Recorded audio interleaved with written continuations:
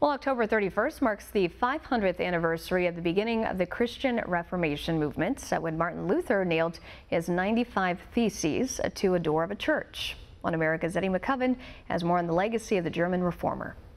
On October 31st, in the year 1517, a simple action by a German priest and professor would become the idea that changed the face of Western Christianity and perhaps the world. The Reverend Dr. Martin Luther nailed his 95 Theses or arguments to the door of the Castle Church in Wittenberg and mailed a second copy to his archbishop. Luther's arguments were against the church's practice of the sale of indulgences, or payment of money in exchange for forgiveness of sins and a shorter time in purgatory. But what was meant to be a scholarly debate to encourage reform in the established Roman Catholic Church and the Holy Roman Empire became a fire that swept Europe, a fire that no bishop, no prince, and no soldier could put out. Everything we are now is sort of the product of that moment in history, and it's also a mirror by which we sort of reflect where we are now. But indulgences were not the only thing that troubled Luther about the established church.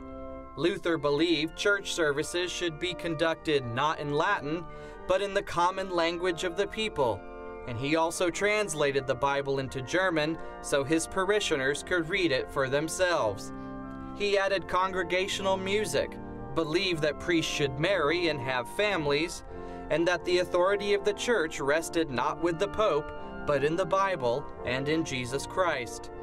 But Luther also championed civil causes, including state-run education for all persons, including women, the sovereign rule of the state separate from the church, and a call to nationalism. Today, Luther's arguments are etched into a new door at the same church the act took place at, permanently memorializing his work. Pastors and scholars today say Luther's words still ring true. What was important for Martin Luther and what is important for us in our relationship to God today, and what is how important is for us the question of grace. In the best of all possible worlds, and what I think Luther would want, would be talking about what is the Christian good news, what's the gospel. That's what Luther cared about. While deeply divided for most of the last 5 centuries, Catholics and Lutherans have recently come together in prayer in a show of Christian unity. They've also come together for events commemorating the Reformation over the past 12 months, which was kicked off last fall by Pope Francis and Lutheran Bishop Munib Yunan in Sweden. Eddie McCoven, One America News.